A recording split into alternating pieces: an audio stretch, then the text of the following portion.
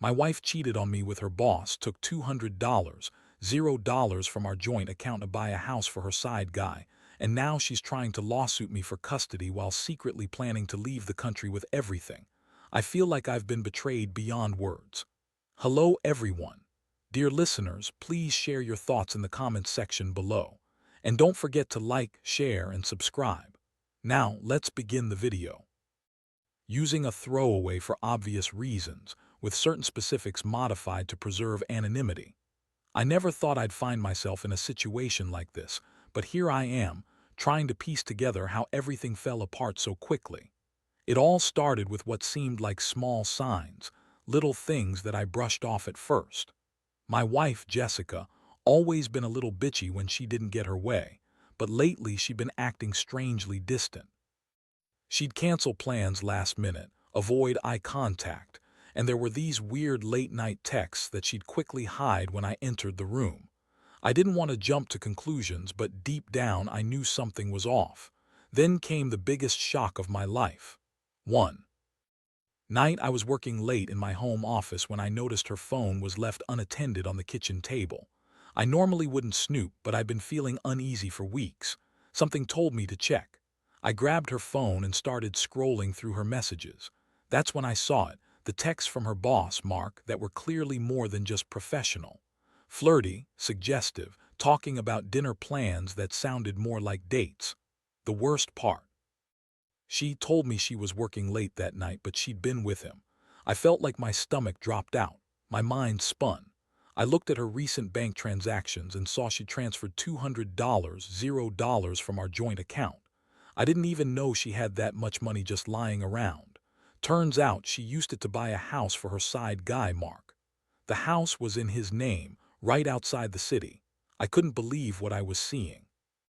She'd been lying to me for months, probably since the day I noticed something was wrong. I remember the feeling of betrayal so vividly. How could she do this? How could she take that kind of money from us, money we'd worked hard for, and blow it on some guy? It was like I'd been living in a nightmare I couldn't wake up from. I sat there staring at her phone, trying to process what I'd just discovered. My mind was racing, full of anger, hurt, and confusion. I couldn't believe I'd been so blind for so long. The next day, I waited until she was at work, and then I started digging deeper. I looked into her emails, her bank accounts, anything I could find. And that's when I uncovered the full extent of her lies.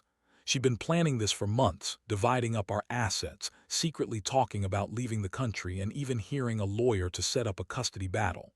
She's trying to take our kids and run, all while pretending everything's fine. It's like she's a completely different person. That's when I realized I had to confront her. I couldn't keep pretending I didn't know. I needed answers, truth, even if it was ugly. I called her that evening, told her I knew everything. Her reaction was priceless. She got defensive, started crying, and then spun some bullshit about how I was paranoid, how she loved me, but we just grew apart. Yeah, right, she's a liar. She's been cheating on me with her boss, stealing from us, and plotting her escape while pretending to be the perfect wife. The thing is, I've never felt so betrayed in my life. It's like my entire world was flipped upside down in a matter of days. I'd always trusted Jessica, always believed in our future. Now I see her for what she truly is, a manipulative, selfish woman who's willing to destroy everything we built for her own selfish reasons. I don't know what comes next, but I do know that I'm done being blind. I deserve better than this. After I confronted her that night, Jessica's tears and fake apologies didn't do much to ease the storm inside me. Honestly, I felt numb, like I'd been hit by a freight train. She kept insisting she loved me, it was just a mistake, that Mark was just another bad decision, and that she'd never meant to hurt me. But I wasn't buying it. I saw through her bullshit. She's always been good at lying, but this time, her lies didn't even sound convincing. The more she begged, the more I felt a deep, burning rage boiling inside me. How could she betray me like this? How could she take our savings, our future, and blow it on some guy? I started thinking about everything we'd shared, the years we built together, and how she just threw it all away for a piece of ass and a quick buck. That night, I couldn't sleep. My mind kept replaying the moment I saw her texts with Mark, the bank statement, the house she bought for him. It wasn't just infidelity, it was theft, deceit, and betrayal on a scale I'd never imagined. I felt like I'd been punched in the gut, left to bleed out on the floor. I kept asking myself, how did I miss all this? How did I not see it coming? It's a strange mix of sadness and anger, sad because I loved her, angry because she lied and manipulated me so thoroughly. I started questioning everything about our life together, whether I ever really knew her. In the days that followed, I decided I couldn't just sit around and do nothing. Jessica was trying to spin some story about how she was trying to fix us. But I knew better. She was planning to leave, to run away with her side guy, Mark, and take everything we had. I found out she also hired a lawyer, probably to file for custody of the kids and to make sure she'd get her way in the divorce. She's good at pretending to be innocent, but I could see the cracks in her facade now. She's manipulative, calculating, and dangerous in her own way. I started gathering evidence, screenshots of her texts, copies of bank statements, everything I could find about her plans. I wanted to make sure I was prepared. I didn't trust her to tell the truth, not anymore. I also began talking to a lawyer, trying to understand my rights and what I could do to protect myself and the kids. My biggest fear was her trying to spin things against me, make me look like the bad guy, and take the kids away while she escapes with Mark. I needed to be ready for whatever storm was coming. At the same time, I felt a strange sense of clarity. I realized I'd been in this relationship out of habit, out of comfort, but it was clear Jessica never truly loved me. She was only in it for the security, the money, and whatever she could get. Now that I knew the truth, I started planning my own move. I wasn't going to let her take everything without a fight. I still loved my kids, but I knew I had to stand up for myself. I couldn't let her walk away with our life, our money, and our future. One thing that really hit me hard was the realization of how much money was involved. That $200, $0 she took, it wasn't just a number, it was our future. Our kids' college fund, our savings for a house, all gone because she decided she wanted to live her fantasy with Mark.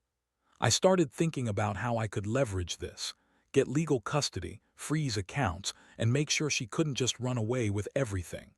I was angry, yes, but also determined. I knew I had to act fast if I wanted to salvage what little I could and make her pay for what she'd done. The more I dug into her plans, the more I realized she was dead serious about leaving. She'd even started packing her things. I caught her sneaking out one night, trying to leave with a suitcase full of clothes and some documents. That was the moment I knew I had to do something drastic. I couldn't let her just walk away with our life, with my kids, and with the money she stole. I felt betrayed beyond words, and I knew this wasn't just about a cheating wife anymore.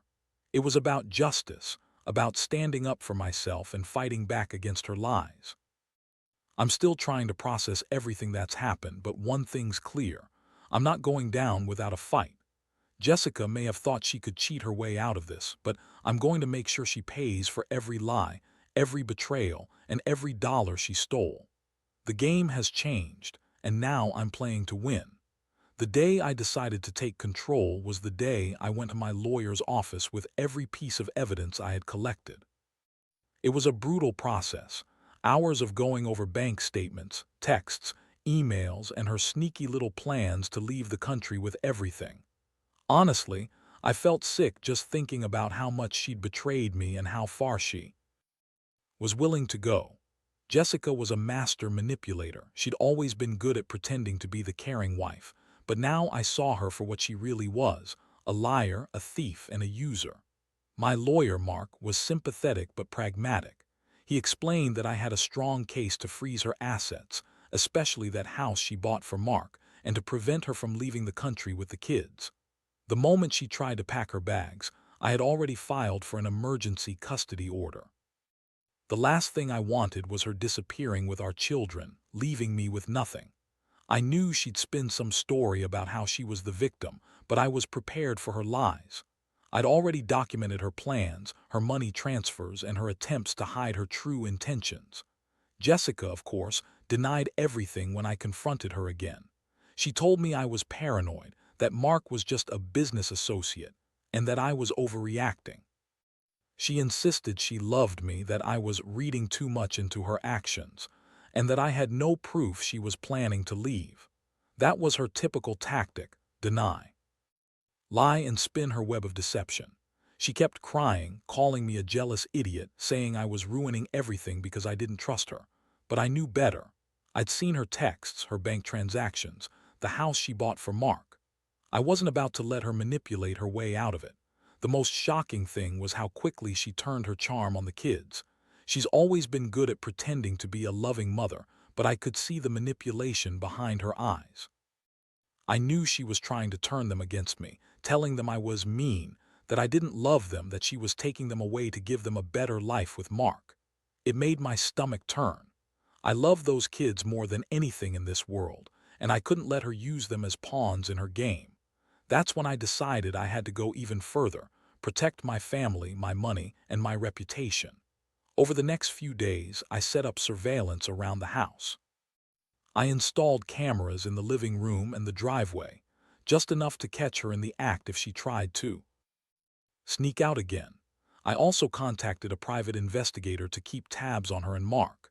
I needed every detail, every lie, every move she made. I also reached out to a financial advisor to help me secure our remaining assets and set up a plan to fight her in court. I was determined to stop her from leaving with the money and the kids, no matter what it took. Meanwhile, Jessica kept trying to gaslight me, calling me paranoid and accusing me of ruining her life. She even went as far as to threaten me with a lawsuit for custody, claiming I was an unfit father because I was jealous and controlling. That was laughable. She's the one who's been sneaking around, stealing money, and planning her escape. I knew her game, though. She's always been good at twisting things around to make herself look innocent. But I had proof that I was prepared to fight for my kids and stop her from taking everything we worked for. One night I caught her trying to secretly meet with Mark in a parking lot, probably to finalize her plans. I had my phone ready, recording everything. When she saw me, she freaked out, started yelling, and tried to deny everything, but I had her dead to rights. I knew she was planning to leave that weekend, maybe even sooner. That's when I called the police and filed an emergency restraining order. I wasn't going to let her run away with our money or our kids. I was done playing nice. She's not just a cheating wife, she's a thief and a liar, and I was going to make sure she paid the price. The emotional toll has been brutal. I go from feeling numb to furious, then back again. Every time I think about her lying to me, sneaking around, or trying to steal our future, I get this burning desire to make her pay. I can't believe I was so blind for so long, trusting her with everything. Now I see her for what she really is, a manipulative, selfish woman who's willing to destroy everything for her own benefit. But I refuse to let her win. I'm fighting back, and I will do everything in my power to protect what's mine, even if it means going to war with her. I don't know how this ends, but I do. No, I won't go down without a fight. Jessica's plans to leave, to run away with Mark and the money, they're not going to succeed. I've got the evidence, the court orders, and the support I need. The betrayal cuts deep, but I'm determined to rebuild my life, no matter how broken I feel right now. Whatever happens next, I'll be ready. The days that followed were a whirlwind. Jessica, true to form, continued to deny everything, playing the victim at every turn. She insisted she was trying to fix things, that she was misunderstood, and that I was just paranoid. But I wasn't buying it anymore. I'd seen too much, heard too many lies. The evidence I had gathered was irrefutable. I had the bank statements, the texts, the recorded meetings, and the proof of her plans to leave the country with the kids and the money. She was trying to spin it all, say I was jealous, controlling, insecure. But I knew her game now. I saw through her manipulations. I had also managed to get a court hearing scheduled for the custody case. The moment I walked into that courtroom, I knew I had to be prepared for everything. Jessica's lawyer was trying to paint her as the loving mother who was just making difficult decisions, but I had the evidence to prove otherwise. I brought all the proof of her financial deception, her plans to leave with the kids, her attempts to hide her assets, and her communication with Mark. I wanted the judge to see her for what she was, a woman willing to destroy her family for her own selfish gain. The hearing was intense. Jessica sat there trying to look innocent, but her eyes kept darting around, avoiding my gaze. When it was my turn, I laid everything out. How she stole $200, $0 from our joint account, bought a house for her side guy, and was actively planning to leave the country with our children. I explained how she was trying to manipulate the court, how she'd lied about her whereabouts, and how she was trying to hide her plans. I could see the judge listening carefully, taking in every detail. When I finished, Jessica's lawyer tried to argue that she was a good mother and that I was just being paranoid. The judge didn't buy it. She ordered a temporary restraining order preventing Jessica from leaving the state with the kids until the full custody hearing. That moment felt like a small victory, but I knew the real battle was just beginning. Jessica's reaction was classic. She threw a fit, crying and yelling about how unfair everything was. She accused me of trying to ruin her life, but I could see the desperation behind her tears. She knew she was losing control. That's when I decided I'd had enough of her lies. I confronted her directly, telling her she wasn't going anywhere with our kids, not without facing the consequences of her actions.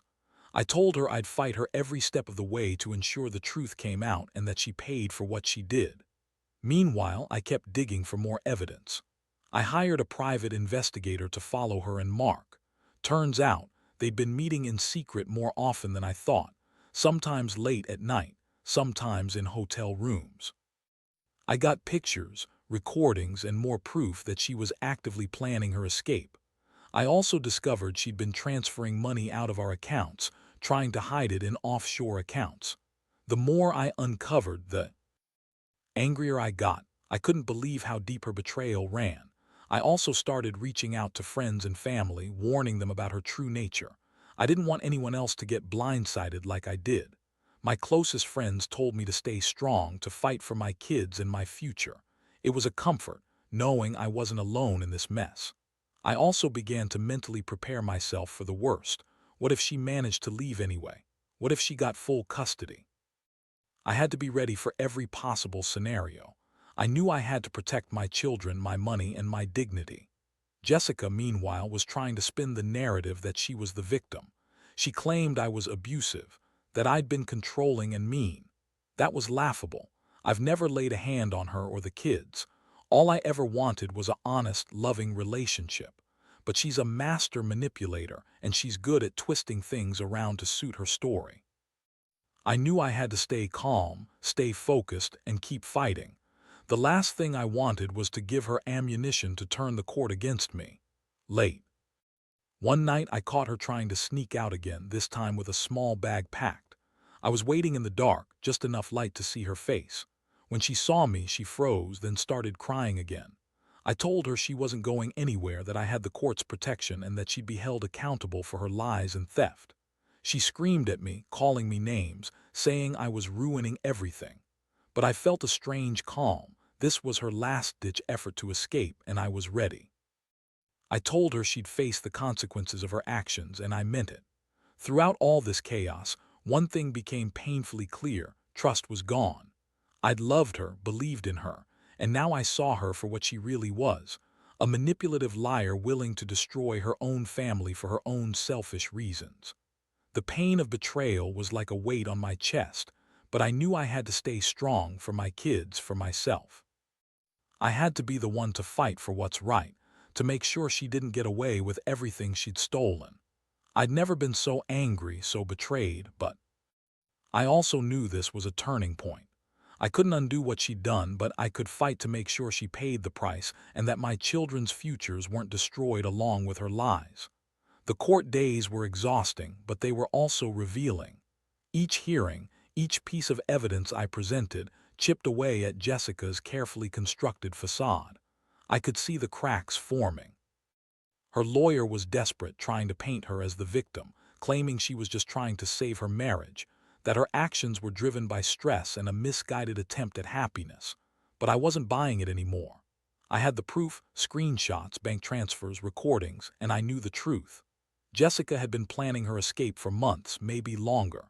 She was just a woman who wanted everything her way, even if it meant destroying her own family. The judge was stern and attentive. When I laid out the evidence, her eyes widened slightly. She ordered a temporary restraining order that prevented Jessica from taking the kids out of the state. I felt a surge of relief, at least for now. But I knew her temper, her manipulative tendencies. I had to stay vigilant. I had also hired a private investigator to keep tracking her movements.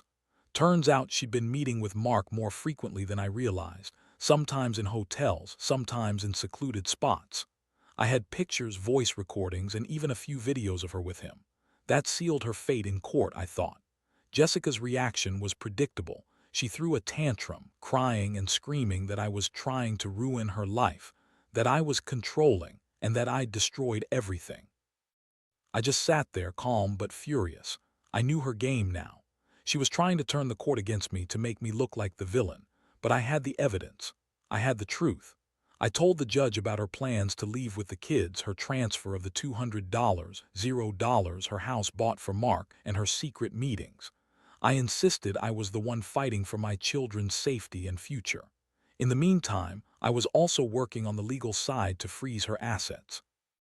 I filed motions to prevent her from accessing any more of our money and to secure the house she bought for Mark. I wanted her to realize she couldn't just run away with everything.